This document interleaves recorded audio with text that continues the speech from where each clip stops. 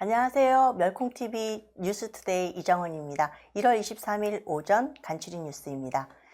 삼성전자 모바일 부문 사장이 국민의힘에 입당했다는 소식이 준비되어 있습니다. 지겨운 이름이죠. 이재명은 이제 제발 개인 자격으로 법의 심판대에 오르기 바랍니다. 음모론 제조공장, 가짜뉴스 유통공장 어디일까요? 우선 어제 1월 22일이죠. 삼성 갤럭시 성공 신화 주역인 고동진 전 삼성전자 모바일 부문 사장이 국민의힘에 입당했습니다. 영입 환영식은 이날 오전 10시에 국회 본관에서 있었는데요. 환영식에 참석한 한동훈 비상대책위원장은 저희가 늘 이렇게 많이 말씀을 드린다. 함께 가면 길이 된다고. 저희는 고동진 사장께서 저희와 함께 가주시는 그 길이 훨씬 더 새롭고 멋진 길이 될 거라고 확신한다. 고맙다. 라고 전했습니다. 함께 자리를 한 윤재옥 원내대표도 국민께서 매일 손에 쥐고 쓰시는 제품을 소비자의 관점에서 어떻게 하면 더 이렇게 소비자 입장에서 더 좋은 물건을 만들 것인가 고민해 오신 분이니만큼 당에 오셔서 정책도 국민들께 정말 친숙하고 국민들께 사랑받을 수 있는 정책을 만드는데 큰 도움을 주실 것이라고 저는 확신한다 라고 말했습니다. 익히 언론을 통해서 많은 분들이 알고 계실 텐데요. 고동진 사장은 1984년 삼성전자 입사 이후 개발관리과와 통신연구소, 종합기획실, 인사팀을 거쳤습니다. 이미 활동한 성격으로 정평이 나 있다고 합니다. 삼성전자에서 오래전부터 소통왕이라는 별명을 얻기도 했다고 합니다.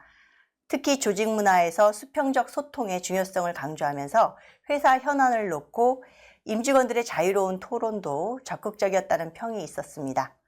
특히 이날 환영식에서 고동진 사장은 육체적으로는 제가 신입사원 때처럼 못 돌아가더라도 마음만은 신입사원의 자세로 돌아가 보겠다.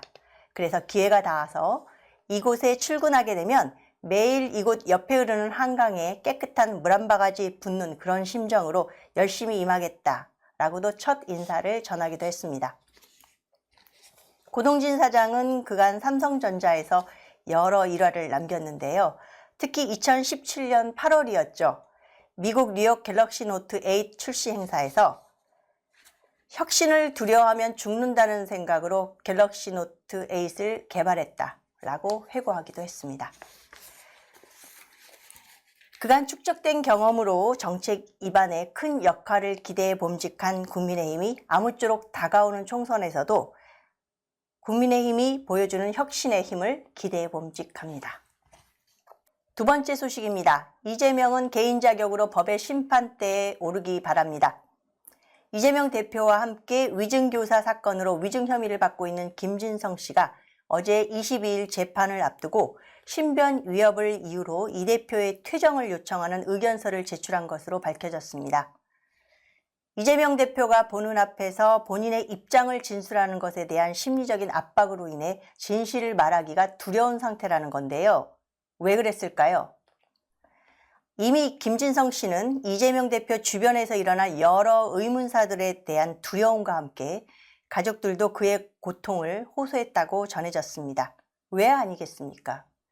2021년 12월 10일 고 유한기 전 성남도시개발공사 개발산업본부장, 2021년 12월 21일 고 김문기 전 성남도시개발공사 개발사업 1처장, 2022년 1월 11일 이재명 변호사비 대납 의혹을 제기했던 고 이병철 씨, 2022년 7월 27일 김혜경의 법인카드 의혹과 관련해 조사 중이던 40대 고 김모 씨, 2023년 3월 9일 이재명의 경기도지사 첫 비서실장을 지냈던 고 전영수 씨, 일명 이재명 데스노트, 연쇄 간접 살인 사건이라고 칭하는 기억이 떠나질 않습니다. 이미 재판에서 김진성 씨는 자신의 위증 사실을 모두 자백했고 조속히 재판을 끝내달라는 입장을 표명한 바 있습니다. 재판장에서조차 신변 위협을 느껴서 호소를 한다는 게 말이나 됩니까? 이재명 대표가 받고 있는 여러 혐의 가운데서 위증교사 의혹은 다른 혐의 못지않게 엄중하다고 경고한 바가 있고 이미 국민들도 알고 있는 바입니다. 프랑스 작가 에밀 졸라가 이미 이재명 당신에게 이렇게 말했을지도 모릅니다. 진실이 땅속에 묻히면 그것은 조금씩 자라나 엄청난 폭발력을 획득하며 마침내 그것이 터지는 날 세상 모든 것을 날려버릴 것이다. 제발 이제는 이재명 씨 민주당과 당 대표직을 내려놓고 이재명 개인으로 법의 심판대에 오르기 바랍니다. 세 번째 소식입니다. 음모론 제조공장, 가짜뉴스 유통공장, 과연 어디일까요? 음모론, 끊이지 않는 키워드죠. 이 단어가 본격적으로 대중화됐던 시점은 존 F 케네디 암살 사건을 전후로 시작됐습니다. 2010년 우리나라에서도 고개를 들기 시작했죠. 20년이 지난 오늘 더불어민주당은 이재명 대표 피습 사건에 대해 은폐와 축소를 주장하며 연일 음모론을 양산하더니 결국 이 음모론은 대통령실 국가안보실과 국가정보원을 물고 늘어지는 가짜뉴스로 변신해서 유통을 하려고 합니다. 이미 이재명 대표 피습 사건 발생 직후부터 수사기관들은 신속히 수사를 진행해서 해당 피의자는 이미 검거됐음에도 불구하고 대테러 종합상황실을 물고 늘어지더니 급기야 경찰 수사 지휘자를 국회로 불러 질의하기로 이야기를 했습니다. 이게 가당한 이야기입니까? 지난 16일이죠. 야당은 단독으로 국회 행정안전위원회를 열고 이 대표 피습 사건과 관련해 우철문 부산경찰청장과 김혁수 국무조정실 대테러센터장을 증인으로 출석시키는 안건을 의결한 바 있습니다. 따라서 우철문 청장은 오는 모레 25일 행정안전위원회 전체 회의에 참석해야 합니다. 이것도 모자라서 1차적인 책임을 대통령실 국가안보실과 국정원으로 넘기면서 사건 축소 의혹을 제기했습니다. 어제 22일 국민의힘 대변인 공식 논평을 살펴보면요. 언제까지 우물한 개구리식의 편협한 시각으로 오로지 자신들의 정치적 이득을 위한 음모론의 가짜뉴스를 생산하려는 겁니까? 이런 후안무치한 민주당의 행위는 단순한 정치적 공세를 넘어 아니면 말고 식의 허무맹랑한 궤변으로 사건의 본질을 흐리는 것은 물론 국민을 현혹시키고 국정 혼란을 가져올 뿐입니다. 주관적인 정치 신념에 의해 벌인 극단적인 범행이라는 수사 결과가 보여주듯이 비뚤어진 정치 신념이 나온 끔찍한 테러 사건마저도 정치적 이득을 위해 악용하려는 무도한 행위는 이제 그만 멈춰야 합니다.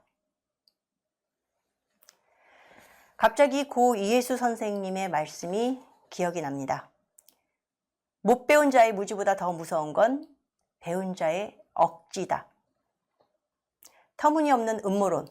결국은 지금 우리가 진정 국민의 안전과 안정을 바란다면 그 음모론의 화살은 저 북쪽으로 날아가야 하지 않을까요? 본인들이 펼치는 음모론은 지금 당장 우리가 필요한 대화와 타협의 공간을 없애는 건지 더불어민주당은 되짚어 보아야 할 필요가 있습니다. 오늘 준비한 소식은 여기까지입니다. 지금까지 멸콩TV 뉴스투데이 이정은이었습니다. 고맙습니다.